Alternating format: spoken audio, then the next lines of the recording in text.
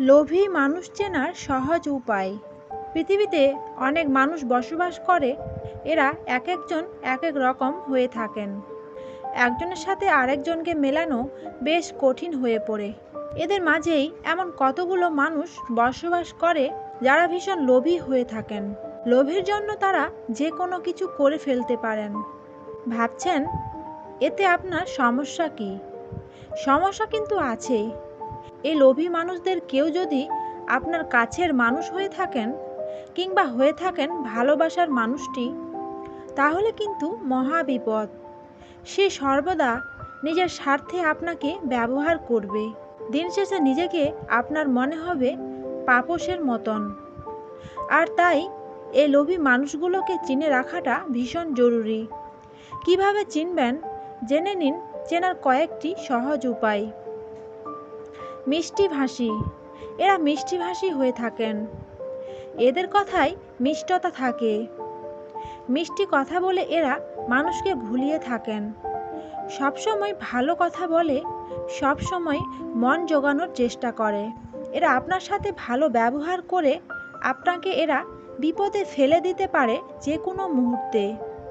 আপনি বুঝতেও পারবেন না যে মানুষটা এত সুন্দর করে কথা বলে, সে কি করে আপনার এত বড় ক্ষতি করলো। এদের কোনো প্রকৃত বন্ধু নেই। এরা মিষ্টি কথা বলে অনেক বন্ধু তৈরি করে ঠিকই, কিন্তু সত্যকার অর্থে এদের কোনো প্রকৃত বন্ধু নেই। এরা শুধু প্রয়োজনেই মানুষের সাথে মিশে থাকেন। প্রয়োজন শেষ হলে সঙ্গ ছেড়ে দেন। এক বন্ধুর থেকে আরেক বন্ধুর কাছে সুযোগ বেশি পেলে তারা বন্ধুত্ব নষ্ট করতেও দ্বিধাবোধ করেন না। ওটা না এটা। লোভী ব্যক্তিরা সব কিছু হিসেব মিলিয়ে করে। যেখানে তার বেশি লাভ থাকে সেদিকেই যায়। ওটার চেয়ে এটাতে যদি তার লাভ বেশি হয় তাহলে সে এটা করতেই বেশি স্বাচ্ছন্দ্য বোধ করে। ওই জিনিসটাও চাই। এরা কোনো জিনিসের প্রতি আকর্ষিত হলে অল্পতে সন্তুষ্ট থাকে না। তারা যত পারে মানুষের কাছে স্বার্থ সিদ্ধি করেই যায়। সব কাজ তাড়াতাড়ি করে। এরা সব ধরনের কাজ অনেক তাড়াহুড়ার সাথে করে থাকে। যে কোনো একটা কাজ করে তারা থেমে থাকে না। অনেক কাজ একসাথে অনেক তাড়াহুড়া করে থাকে।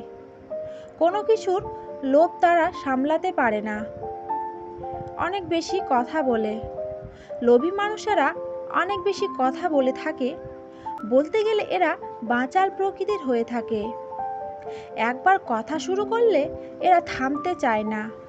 তবে এমন কথা বলে যা শুনলে সবার রাগ ওঠে। ভালো কথাই মিষ্টি স্বরে বলে। সবাইকে উত্ত্যক্ত করে। এরা মাঝে মাঝে আশেপাশের সবাইকে অনেক উত্ত্যক্ত করে।